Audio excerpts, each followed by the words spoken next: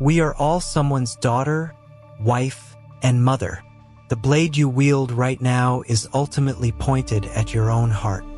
Looking at Jacques Louis David's masterpiece, The Intervention of the Sabine Women, one can almost hear a piercing cry cutting through the overwhelming chaos. In the center of the canvas stands Hercilia, her arms outstretched to block the swords and spears. To her left is the army of the Sabines, led by her father. To her right is the Roman army, led by her husband. They are ready to slaughter one another. To understand this painting, we must first look at its classical narrative. Years after the Romans forcibly abducted the Sabine women, the Sabines launched a revenge attack. However, in the intervening years, the women had become wives to the Romans and mothers to their children. This war was a tragedy where family members were forced to kill their own kin. David chose this theme to deliver a message of reconciliation and unity to a nation divided by conflict. Now, let's examine this scene from a modern perspective. This painting sharply critiques the tribalism and cycle of hatred prevalent in our society today. Every day, we witness people defining each other as enemies and launching relentless attacks.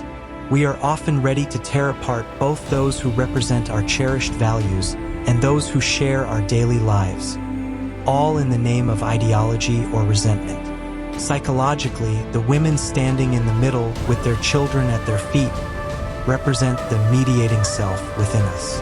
When hatred blinds us, we forget that the person we attack is someone's precious son or father.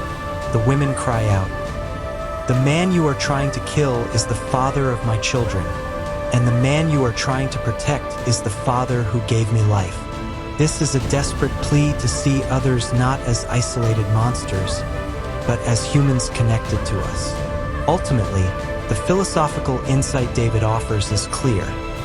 The only power capable of ending a war with no victors is not a bigger weapon, but the empathy that restores human connections.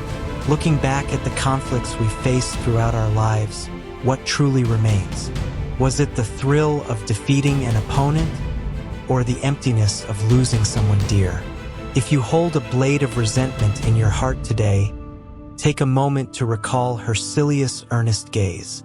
The courage to stop the hatred and face one another, that is true strength, and perhaps the most noble legacy we can leave for the next generation.